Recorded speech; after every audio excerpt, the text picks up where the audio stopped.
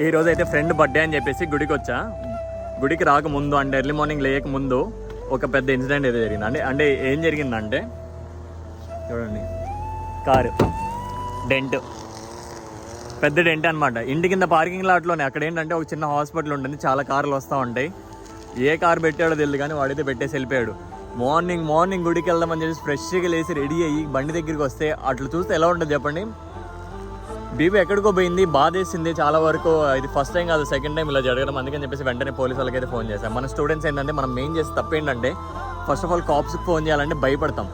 Police వాళ్ళకి phone చేయాలా, police వాళ్ళ దగ్గరికి వెళ్ళాలా, వాళ్ళ దగ్గరికి వెళ్ళాలి. ఫస్ట్ వాళ్ళకి కాల్ చేసి వాళ్ళకి చెప్తే ఇలా జరిగింది, బండి ఇలా అయిందని వాళ్ళకి చూపిస్తే వాళ్ళు ఏంటంటే ఒక రిపోర్ట్ రాసి ఆ రిపోర్ట్ నెంబర్ ఏదైతే ఉందో అది మనకి ఇస్తారు. సో ఆ రిపోర్ట్ నెంబర్ తీసుకెళ్ళి మనం ఇన్సూరెన్స్ కంపెనీ వాడికి ఇస్తే వాడు నెక్స్ట్ ప్రాసెస్ ఏంటని చూస్తాడు.